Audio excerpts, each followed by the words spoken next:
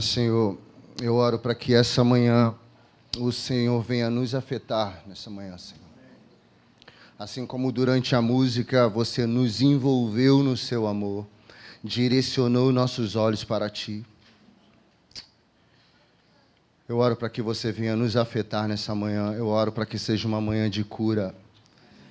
Venha curar nossas emoções. Venha curar, Senhor, nossa maneira de pensar, para que nossa maneira de agir seja afetada. Ensina-nos, mas acima de tudo, queremos sair daqui com uma consciência de que temos que andar sobre a Sua palavra. Acima do saber, nós iremos andar sobre a Sua palavra. Enquanto nós estávamos, ó Pai, cantando e adorando a Ti, pude sentir o aroma dos céus neste lugar. O perfume dos céus estava neste lugar. Eu sinto que você tem interesse em nos tocar e nos afetar nessa manhã. Por isso eu oro para que Teu Espírito haja com liberdade neste lugar. E se algo na nossa mente, no nosso coração, está impedindo o Seu mover aqui, Pai, que sejamos livres disso. Que sejamos libertos disso, para que tudo que você tenha para fazer conosco aconteça em nome de Jesus. Amém. Amém. Graças a Deus. Vocês estão bem, irmãos? Que bom. Ontem, tivemos um tempo pela manhã com o pessoal, que a gente se reúne, o pessoal de missões, evangelismo, todo segundo sábado que acontece a mobilização, a gente se reúne pela manhã. E ontem, durante a manhã, a gente conversou um pouco sobre a questão do Evangelho em si, a verdade do Evangelho e o quanto isso deveria estar nos afetando. Trabalhamos a ideia da mensagem de ontem pela manhã sobre o Evangelho atualmente tem produzido sinais de transformação, e a gente discutiu sobre isso. Chegamos à conclusão de que, além dessa expectativa que temos ter do evangelho teórico que nós temos, estudamos e muitos de nós sabemos falar e ministrar, nós precisamos medir o quanto esse evangelho teórico tem nos afetado numa vida prática. O quanto nós conseguimos andar naquilo que temos como teoria. E chegamos à conclusão que boa parte de nós, como igreja, precisamos estar mergulhados no contexto de evangelização até mais do que os que estão lá fora. Nós precisamos ser evangelizados. Precisamos entender a real essência do Evangelho de Deus. Isso vai nos afetar e, a partir disso, nós iremos ser uma resposta para os que estão lá fora. Nada está acontecendo lá fora porque estamos tendo uma pouca compreensão prática desse evangelho aqui dentro. E isso precisa nos afetar. Com base nisso, eu entendo que essa grande mensagem do evangelho do reino de Deus precisa se tornar cada vez mais viva em nós, para que a gente possa ser um testemunho disso. Essa mensagem do evangelho de Deus precisa ser real e funcional à medida em que eu vou avançando na minha entrega. Eu vou me entregando a essa verdade e todos irão ver que, de fato, este reino é real e ele funciona. Ele não é uma simples teoria, onde em alguns momentos as pessoas falam: você precisa do evangelho do reino. Você precisa ter uma visão de reino. Você precisa nascer para o reino. Você precisa olhar para o reino. Mas o que é esse reino? Se eu não consigo ter, dentro das minhas regras de conduta, dos meus métodos de conduta, uma realidade prática para que as pessoas façam: não, sim, o que você está falando, por causa da sua vida, eu estou entendendo. Faz sentido o que eu estou falando? Então, o que você fala, eu consigo medir, porque eu vejo a maneira como você anda, e a partir disso eu entendo o que você fala. Você prega, e eu entendo o que você prega, porque você vive o que prega. Então, a gente estava conversando sobre isso. Então, a mensagem do reino, a partir dessa introdução, ela precisa comprometer todas as esferas da minha vida. Tudo. Não apenas a minha vida na igreja, mas ela precisa comprometer todas as esferas da minha vida. E aí, ontem a gente estava conversando sobre isso, a gente começou a perceber que, culturalmente, tanto dentro da igreja como fora da igreja, nós, cristãos, estamos morrendo de medo de confrontar a vida, o que as pessoas estão fazendo no seu dia a dia, a partir de uma mensagem cristã. Por quê? Porque estamos com medo de como a nossa vida, a maneira como as pessoas nos veem, vai ser afetada a partir de uma postura de confronto. Eu ando dessa forma e não é porque o meu ambiente, seja trabalho, seja lá onde você está, não é porque o ambiente exige uma postura diferente, eu vou mudar quem eu sou em Deus. E a gente percebe que isso sempre foi comum quando a gente está no nosso dia a dia. Mas a gente estava conversando ontem, a gente estava percebendo o quanto isso também tem afetado a nossa vida dentro da igreja.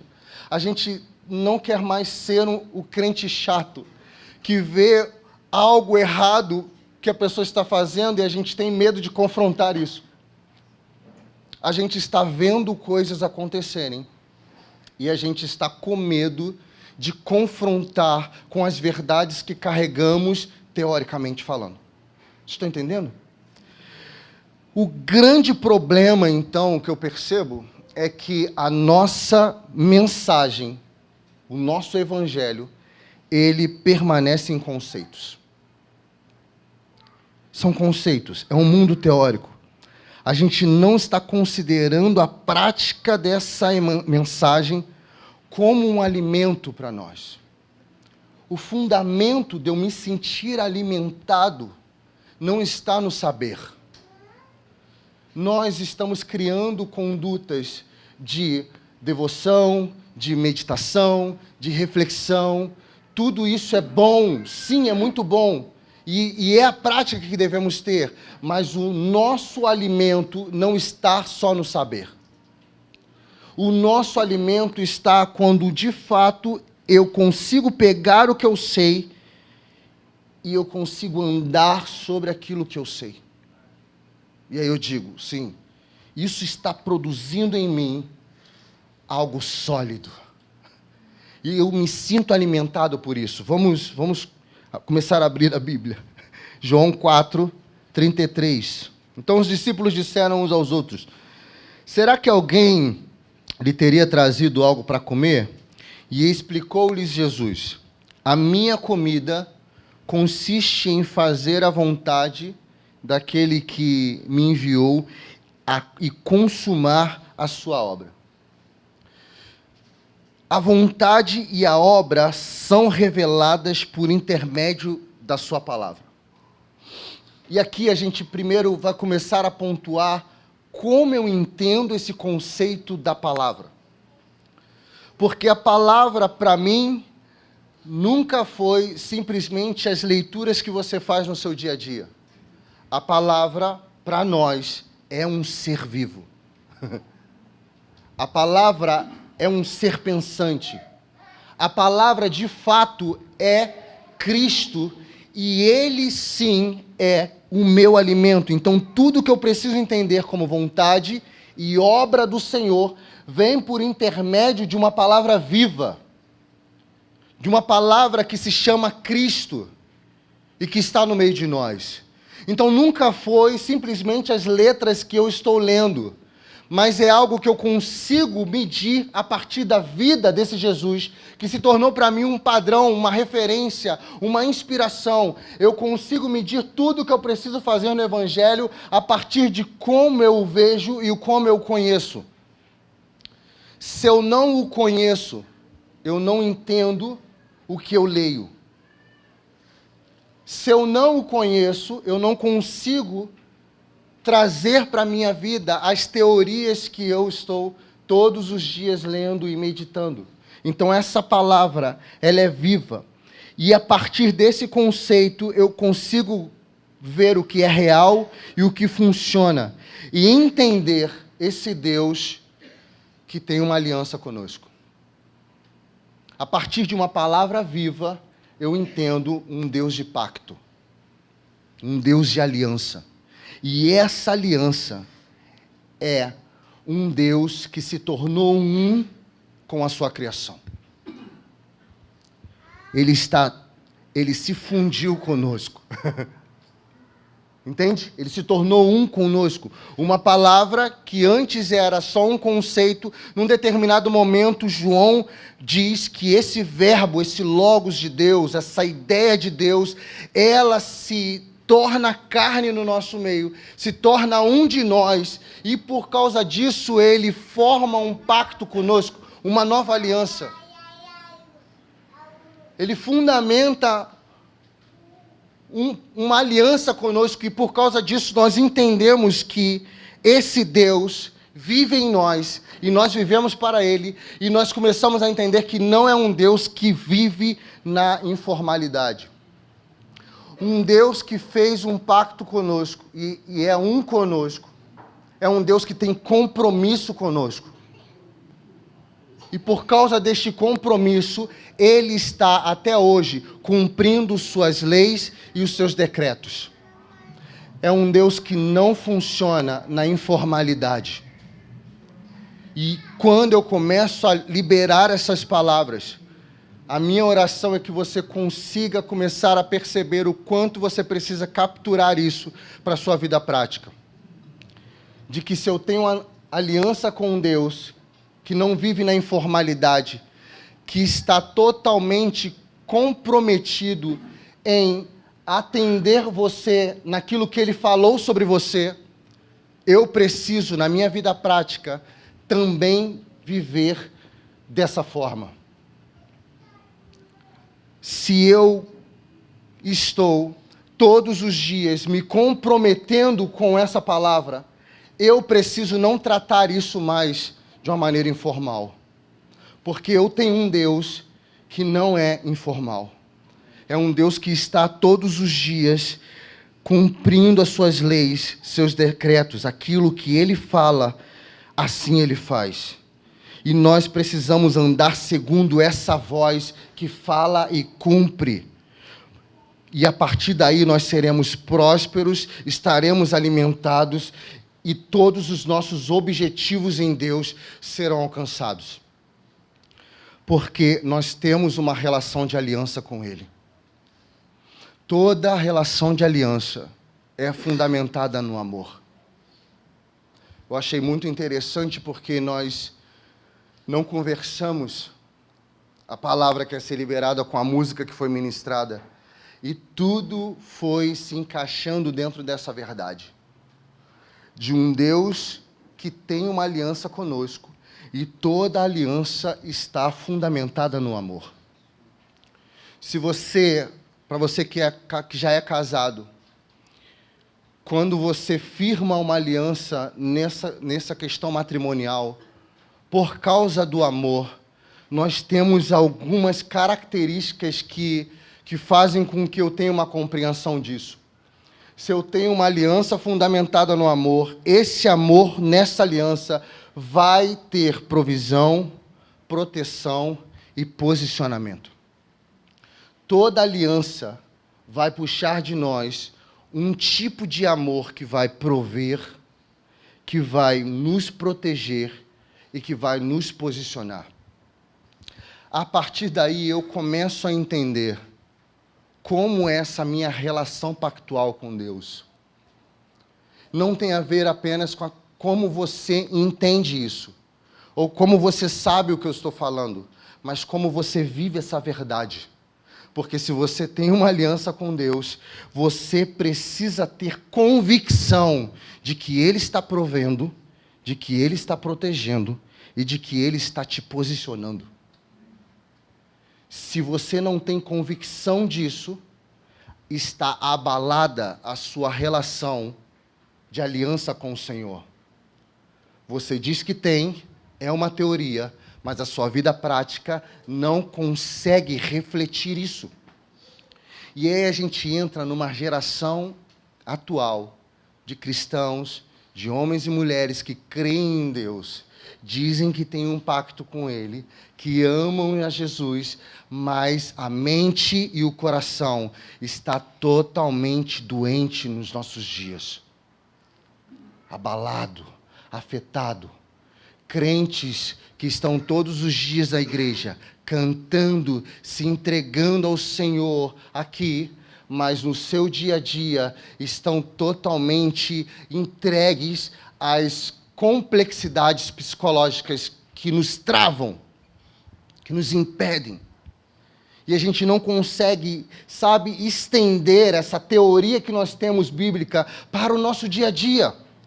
Ainda tem coisas que estão nos fazendo chorar e questionar o Senhor todos os dias. Coisas que Ele já falou sobre nós. Coisas que Ele já disse que ia fazer. Mas a gente não consegue nos posicionar para aguardar o Senhor fazer. Não temos confiança. Estamos orando por coisas que Ele já falou para nós. Estamos todos os dias chorando, pedindo ao Senhor para fazer coisas que Ele já disse o que vai fazer. Mas por que nós estamos insistindo nisso? Porque nossa mente está totalmente afetada. Nós precisamos ser curados. Então eu estava conversando com eles sobre isso ontem. O quanto esse Evangelho está nos curando e nos fazendo cristãos fortes. Nós queremos sair da estatística de cristãos fracos, porque somos fracos psicologicamente falando, porque cremos num Deus que é o dono de todas as coisas, poderoso para fazer muito mais do que pedimos ou pensamos, e mesmo assim, nossa vida está demonstrando uma imensa fraqueza, como se não tivéssemos o Deus que a gente prega e diz que tem. Estamos totalmente entregues às mesmas expectativas daqueles que não possuem a verdade desse Deus. Estamos nos comportando nas redes sociais, buscando os mesmos tipos de projeções e respostas que os homens podem dar, mas que talvez o Senhor não quer dar. Mas a resposta que estamos buscando ainda está nos homens. Ainda estamos buscando aceitação, ainda estamos buscando um reposicionamento dentro dessa estrutura mundo que nós conhecemos e não estamos entendendo que o Senhor irá fazer por nós. O meu desafio nessa palavra de hoje é amadurecer nossa mente cristã na expectativa no Senhor e não apenas em todas as respostas que o mundo vai dar. E isso em todas as esferas da nossa vida. É isso que o Evangelho do Reino causa em nós. Quando ele compromete uma agenda missional para nós, nós não agora estamos aguardando a resposta do mundo, como uma resposta de um novo emprego, como uma resposta financeira, ou tantas outras coisas que nós esperamos, mas o Senhor irá fazer por nós. Por quê? Porque temos um pacto com Ele. Temos uma aliança com Ele. E essa aliança tem a ver com a lei do amor. Provisão, proteção e posicionamento. E eu queria trabalhar um pouco esses três elementos, para que a gente consiga entender como nós estamos em relação a isso. Abre em Gênesis capítulo 1. Na narrativa, quando Deus está criando todas as coisas, a gente vai ver como Ele está trabalhando essa aliança que Ele está fazendo com a sua criação. Ele está criando todas as coisas e, nesse primeiro momento, Ele está posicionando todas as coisas. Ele está colocando cada elemento que Ele criou no seu devido lugar. Então, eu estou criando o sol, estou criando a lua, estou criando os mares, estou criando a terra e estou colocando cada um para fazer aquilo que Ele está destinando, Ele está dando destino a fazer. É uma jurisdição. Então, Ele está dizendo aqui, a partir do versículo 9, e Deus disse: ajuntem-se as águas debaixo dos céus num só lugar, e apareça a porção seca. E assim aconteceu. Deus chamou a porção seca de terra, e ao ajuntamento de águas chamou de mares. E Deus viu que isso era bom. E Deus disse que a terra produza relva, ervas, que deem semente, árvores frutíferas, que deem fruto segundo a sua espécie, cuja semente esteja no fruto sobre a terra. E assim aconteceu. E a terra produziu relva, ervas, e davam semente segundo a sua espécie, árvores, e davam fruto, cuja semente estava nele, conforme a sua espécie. Deus viu que isso era bom, e houve tarde e manhã, terceiro dia. E Deus disse, e haja luzeiros no firmamento dos céus, para fazerem separação entre dia e noite, e sejam eles para sinais, para estações, para dias e anos, e sirvam de luzeiros no firmamento dos céus para iluminar a terra. E assim aconteceu. Deus fez os 2 grandes luzeiros, o maior para governar o dia e o menor para governar a noite, e fez também as estrelas, e os colocou no firmamento dos céus para iluminarem a terra. Podemos observar nesse processo da criação, quando o Senhor vem criando todas as coisas, nessa relação pactual, que Deus começa a posicionar cada estrutura criada. Ele está posicionando mar, você será chamado de mar, e você terá uma função, você terá uma jurisdição. Terra, você será chamada de terra, e você terá uma função. E assim foi. Seres vivos, o homem e seus devidos lugares e jurisdições. O que ele está dizendo, o que eu quero dizer com isso? Que todo ser criado foi posicionado e ele estabeleceu limites para que esse ser criado entenda até onde ele pode ir e até onde ele pode voltar. Vocês estão entendendo? Todo ser criado, o Senhor, dentro de um tempo oportuno, vai limitar a sua ação até onde você vai e até onde você tem que ficar parado e até onde você deve voltar. Todos nós já temos isso. Para um determinado tempo, para uma determinada estação, nós já temos nossas linhas, limites, que é onde o Senhor nos permite ir e nos permite voltar. E isso não é o Deus de agora, é o Deus de todos os tempos. Ele sempre trabalhou assim. Ele sempre nos deu o suficiente para fazermos, nesse momento, o que temos que fazer. Vocês estão entendendo? Felipe, o que você está querendo dizer com isso? Você já tem o que você precisa para servir nesse tempo. Porque Ele já estabeleceu em você um limite. Sabe aquela musiquinha muito antiga, de cada um no seu quadrado? Ele já estabeleceu isso para todos nós.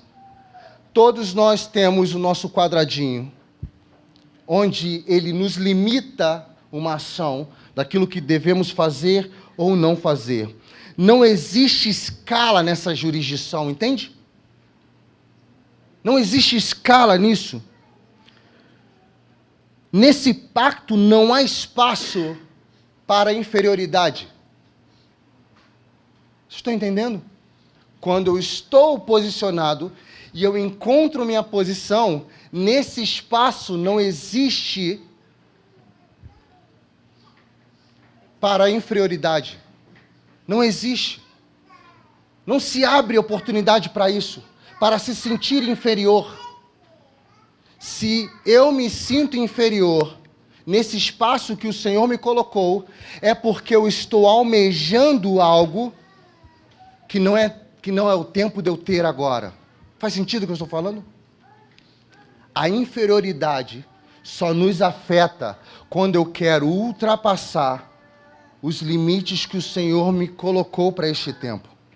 E eu não tenho compreensão de que nós fomos em Cristo reposicionados e cada um em Cristo está no seu devido lugar. Você está ministerialmente, você está no seu devido lugar. Isso não é para aqueles que estão servindo, isso é para todos. Todos que estão aqui, quando se trata no serviço em Cristo, estão no seu devido lugar. A minha maneira de pregar não pode afetar você para que você queira se tornar algo que o Senhor me deu. Entende?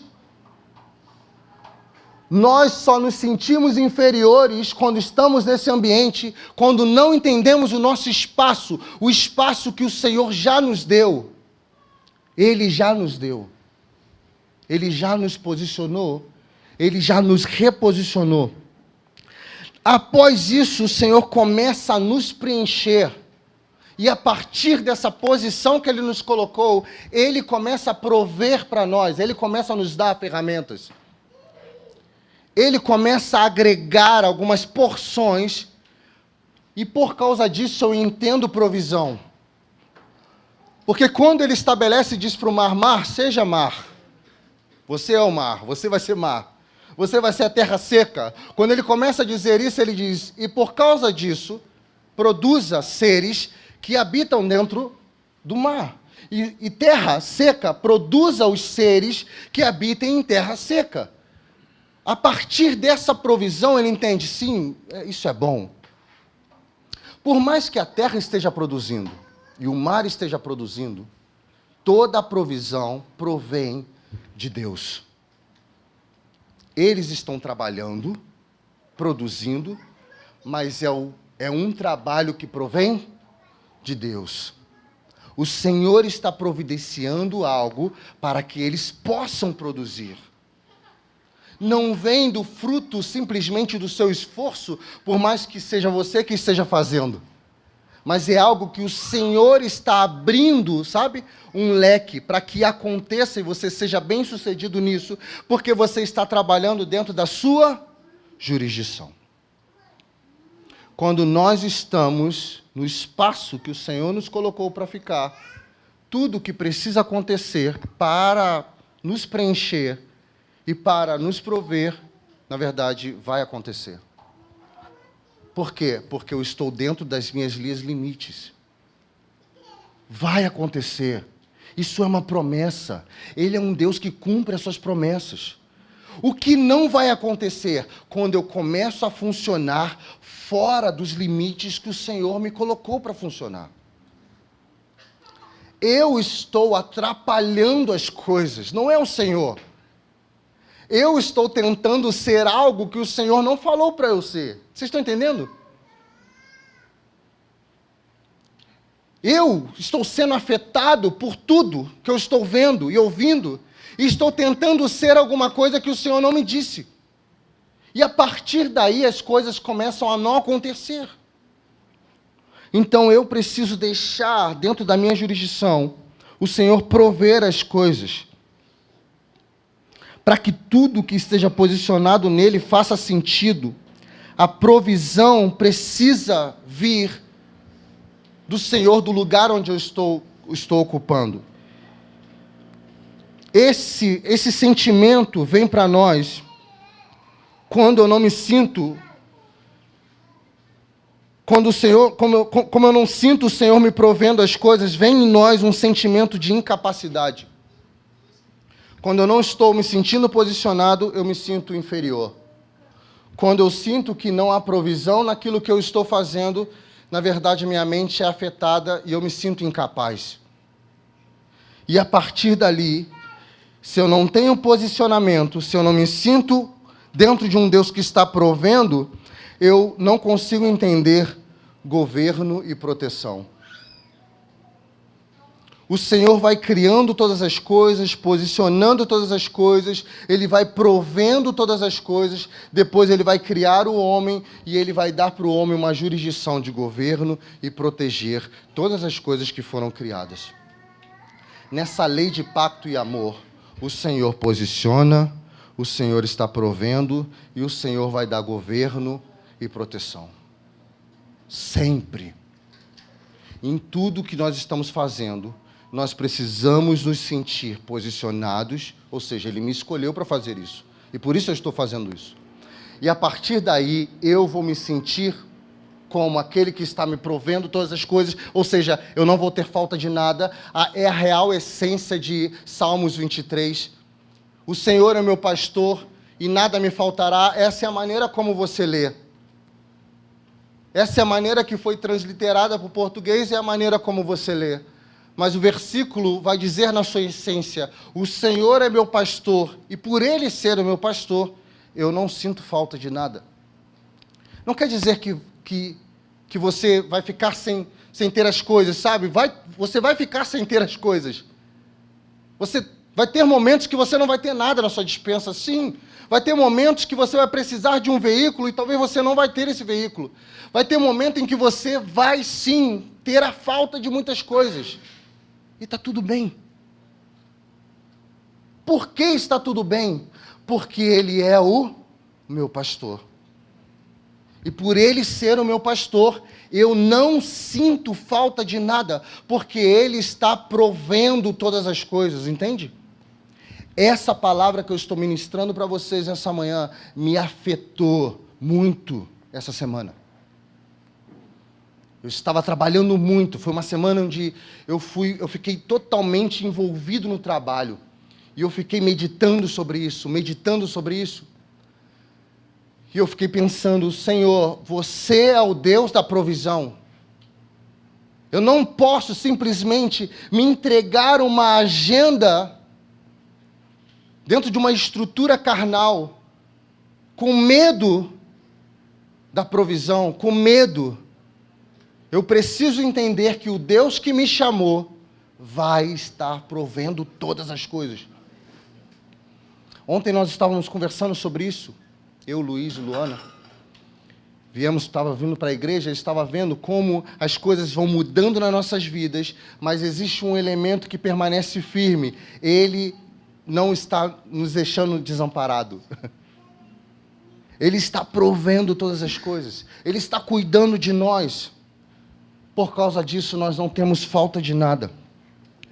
Então, a incapacidade, o sentimento de incapacidade, é que vai dar em nós esse sentimento de estarmos desprovidos.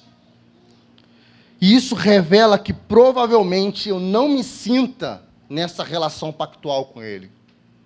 Se eu estou assim, então eu estou me sentindo como se não tivesse aliança com o Senhor. Porque todos que têm aliança com Ele conseguem experimentar da provisão. Quando andamos na palavra, não precisamos de nada. Se estamos na palavra, não temos medo de nada. Porque é isso que nós precisamos entender. Tudo que é contrário ao amor que está nessa aliança, na verdade, tem a ver com medo.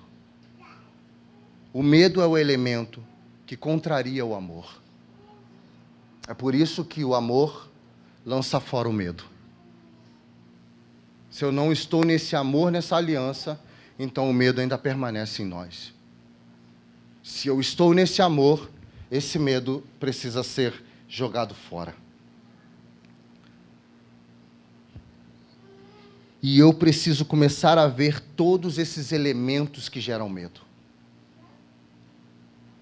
E aqui eu queria que você começasse, à medida em que eu vou ministrando a palavra, você começasse a refletir na sua vida. É uma palavra hoje pela manhã extremamente objetiva, que tem a ver com a forma como você está se vendo, mediante tudo que você entende teoricamente nas Escrituras. Todos os elementos que geram medo, que causam insegurança, que me deixam desprovidos, que me fazem me sentir inferior, na verdade, eles estão contrariando o amor e está me afastando desse entendimento de uma relação de pacto, de um Deus de pacto, de um Deus de aliança. O medo passou a existir quando o homem deixou a característica de ter alguma coisa para querer ter mais do que ele já tinha. Todo medo passou a existir quando você começou a desejar coisas maiores daquilo que você já tem. E aí surge o medo. se eu entendo que eu já tenho o suficiente para fazer o que precisa ser feito hoje, eu não tenho medo. O problema é que eu estou sendo muito afetado nesses dias, muito, pelo desejo de ter algo mais. Eu entro nas redes sociais, eu vejo vídeos e vídeos e livros e livros, e eu sou afetado pelo desejo de me tornar algo que não é o tempo de eu me tornar. Não é o tempo de ser. Não é o momento. Porque se fosse o tempo, se fosse o momento, você já teria. Vocês estão entendendo? E isso precisa nos trazer paz, shalom. Não é fácil. Porque nós estamos todo o tempo cobrando o Senhor. Senhor, quando será o dia? Eu lembro dos discípulos, em Atos capítulo 1, tudo aconteceu, sabe? Foi a cruz, curas, milagres, a cruz ressuscitou. E aí, depois de tudo ter acontecido, os discípulos olham para Jesus, tá, beleza. Mas quando vai ser o tempo que você vai ser o rei de Israel? Aí eles, ainda não é o momento de vocês se preocuparem com isso. Vocês receberam a porção para que o mundo seja afetado hoje, e é o suficiente. O que eles receberam foi o suficiente para que nós pudéssemos estar aqui hoje, entendendo o Evangelho. Eles não tinham compreensão, o coração deles ainda estava totalmente afetados pela ansiedade de ver o governo do Messias em Israel. Eles ainda estavam loucos. Tá, beleza, aconteceu isso tudo, mas e agora? É agora o reino? É agora o governo? O reino, você vai sentar no trono em Jerusalém? Não, ainda não é, mas o que eu dei para vocês é o suficiente para afetar a história da humanidade. Eles queriam algo mais, mas eles já tinham o suficiente. Talvez você queira algo mais. E você sabe que você pode ter algo mais por aquilo que você entende da teoria, ou por aquilo que já foi falado para você. Mas o que eu estou dizendo para você é essa relação das palavras que você recebeu para o tempo que essas palavras irão acontecer. E isso mexeu muito comigo essa semana. Porque tem coisas que nós iremos apenas decidir. Eu até postei sobre isso. Tem coisas que nós só iremos decidir. Tem coisas que não serão reveladas para o nosso bem. Porque nem tudo será revelado. Por mais que a gente treine muito sobre dons, sobre profecia, nem tudo será revelado. E isso é bom. Isso é para o nosso bem. Tem coisas que você só vai decidir ir. Quando eu olho para o livro de Hebreus, e eu vejo o autor do livro de Hebreus falando de Abraão, que simplesmente andou sem saber para onde ia, e ele fala, isso é a fé. Imagina esse cenário. Imagina isso. Traz um tangedor, acho que vai ser legal, né? Por favor, me ajuda. Imagina essa cena. Abraão está lá na casa do seu pai, né? Aí ele recebe uma palavra. Sai da tua casa aí, da tua parentela, vai para um lugar que eu vou te mostrar. Imagina dentro de uma família, num contexto nosso atual, né? Filhos, esposa, todo mundo ali. Aí você está no teu quarto orando. Aí de repente você sai do teu quarto. Mulher, Deus falou comigo. É mesmo? O que Deus falou com você? A gente tem que sair daqui. Pega, arruma as coisas aí, vamos sair. Vai para onde? Vamos para o lugar que Deus vai mostrar. Você está maluco? Vai para onde, rapaz? Deus vai mostrar. Vou sair por aí andando, Deus vai mostrar que lugar é esse. Mulher, Deus falou, vamos lá, Deus vai mostrar. Vamos sair não, se Deus vai mostrar para você, tem que mostrar para mim também. Como é que eu vou para um lugar que eu não sei nem para onde eu estou indo? Que lugar é esse? Para onde é que você vai? Deus só falou, sai. E tem coisas que nós só vamos simplesmente decidir. Só decidir. Quando virá a próxima instrução? Eu não faço ideia. O passo 2, que era o lugar que ele ia mostrar, veio muito tempo depois. Você vai ver nas escrituras o quanto que esse homem sofreu com sua família, trilhando um caminho sem saber para onde estava indo. Ele só decidiu. Foi o segundo passo? Não sei. Só vai. Mergulha.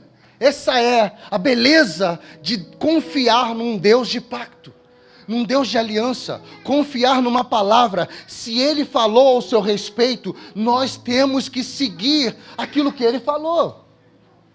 Então vamos dar o primeiro passo. Ele nos deu uma jurisdição, Ele nos deu uma voz. Sai, Abraão. Com Noé é a mesma coisa. Uma outra loucura na história. Talvez num tempo onde eles nem nunca tinham ouvido falar em chuva. Eu nem sei se naquela época já tinha chovido. Talvez se você for estudar a história, talvez naquele momento eles não sabiam o que era isso. Aí cai uma gota, vem uma palavra e vai chover, arruma tudo. Não só arruma tudo não, constrói uma embarcação grande para colocar animais aí dentro. Aí Noé, tá bom. Aí vai lá para sua esposa, sua família. A partir de agora nós vamos estar empenhados numa obra. Nós vamos construir um lugar. Mas para que virá um tempo onde tudo vai ser condenado e nós estaremos salvos? Nossa casa estará salva. Vamos construir um lugar. Imagina uma família firmada numa palavra durante 120 anos, construindo um agricultor que cuidava de terra, cuidava de plantio, para uma família, para funcionar num propósito que durou 120 anos, esperando uma chuva. Quantas vezes essa família não julgou esse homem? Quantas vezes isso talvez não aconteceu? Ei, para onde você está nos levando? O que significa todo esse trabalho? O que significa todo esse esforço? O que significa construir este lugar? E Noé estava firme, fundamentado. E a grande resposta para isso tudo é: ele tinha plena e prática consciência de que o Deus que falou com ele tinha uma aliança com ele. Filipe, o que isso significa? Que ele nunca ia ficar desamparado. Que a chuva que ele prometeu que ia cair. Não tem a ver com o tempo. Tem a ver com a palavra. Vai cair. E ele continua ali pregando, construindo. Sabe, por mais que deveria ter sido um ambiente muito hostil, muito ruim, ver aqueles animais se aproximando, ver os gritos daquelas pessoas morrendo quando a chuva estava, inundando e levantando aquela arca. Eu acredito que deveria ter sido um caos terrível. Mas eu acredito que para aquela família a consciência de deleite, de satisfação, de estar num lugar, não simplesmente porque estavam sendo salvos, mas a consciência de que temos um Deus que cumpriu a sua palavra. Ele falou, e olha o que está acontecendo. Tudo o que ele falou está acontecendo. Quando os animais começaram a vir para entrar naquela arca, cara, sabe quando eu começo a imaginar, eu consigo ver essa família na porta da arca rindo. Eles estão vindo. Estão chegando. Tudo que Deus falou está chegando, está vindo até nós. Eu consigo medir isso, nessa proporção dessa casa, dessa igreja, um lugar que o Senhor está construindo. Não se preocupe onde isso vai dar, quantas pessoas vão chegar, quanto o Senhor vai providenciar para você financeiramente. Não é tempo de pensar isso, cara. Nem você, nem sua casa. É tempo de você entender que hoje você tem o suficiente para fazer deste lugar a casa de Deus, morada do Senhor. Tudo que tem para acontecer nesse tempo, vai acontecer nesse tempo. E o que me impede disso? Precisamos parar de nos sentirmos inferiores. Você não precisa se sentir inferior. Você já tem o suficiente. Minha oração, indo para o final dessa palavra, é que todos que estão neste lugar, que em algum momento, seja lá qual a esfera da sua vida, você se sinta inferior, que o Senhor coloque a mão na sua mente agora e faça você o que você precisa ser para esse tempo. Você não é menor do que ninguém, porque não existe escala. Pessoas que se sentem inferiores, elas são afetadas pelo sentimento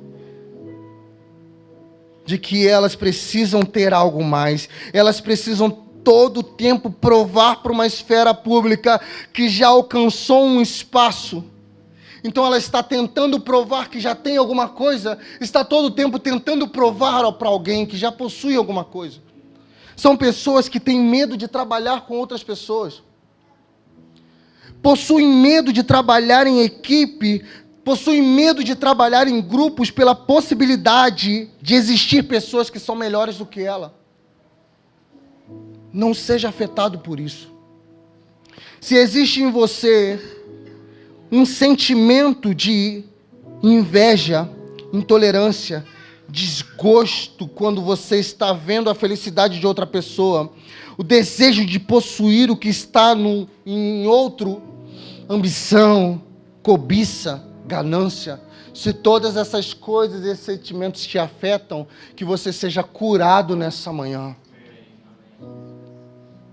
Se você está envolvido num sentimento de incapacidade, como eu identifico essas características? Pessoas que autos convidam para fazer coisas, são pessoas que na verdade estão se envolvendo para tentar provar que são capazes de fazer alguma coisa. Então elas estão o tempo todo se posicionando para mostrar que são capazes de algo que o Senhor já disse que você é capaz. Você não precisa provar que você é capaz de algo. E as redes sociais não vão ser resposta para provar para você que você já é capaz de algo. Não é a projeção, não é o vídeo que precisa viralizar para mostrar para você que o conteúdo que você tem é bom. E já causa efeito e impacto, porque você já possui esse conteúdo. Já está dentro de você. Ninguém vai provar para você que você é capaz de algo que você já produz. Entende? Adão não ficava dentro do Éden, orando, pedindo coisas que ele já tinha. Ele não ficava orando, pedindo, Senhor, apareça para mim. Senhor, vem estar comigo. Como assim vem estar comigo? Todos os dias eu estou contigo. Na viração do dia eu estou contigo. Ele não fazia orações pedindo coisas que ele já não era capaz de obter. Entende? Nós estamos perdendo tempo orando por coisas que nós já temos, para mostrar que somos capazes. Isso demonstra um sentimento de incapacidade. Então pessoas que são assim precisam o tempo todo estar fazendo coisas para entender a graça de Deus, se envolvendo num ativismo religioso, não sabe para o que foram chamados para fazer, e aí ficam fazendo aqui, vai para o evangelismo ali, vai para algo aqui, vai para o culto ali, vai, sabe? São pessoas que estão à procura de algo para entender, quando há ausência disso, ela não sabe o que fazer, porque ela precisa dessa imperatividade para entender a graça, para entender que são capazes de algo. Trabalham sempre investindo para benefício próprio, porque falta identidade. E por último, tem dificuldade de entender o Evangelho devido à insegurança. Sempre achamos que não temos e não sabemos o bastante. Nós sabemos e temos a medida certa porque andamos por fé. Abra aí por último Hebreus capítulo 11, versículos 7 e 10.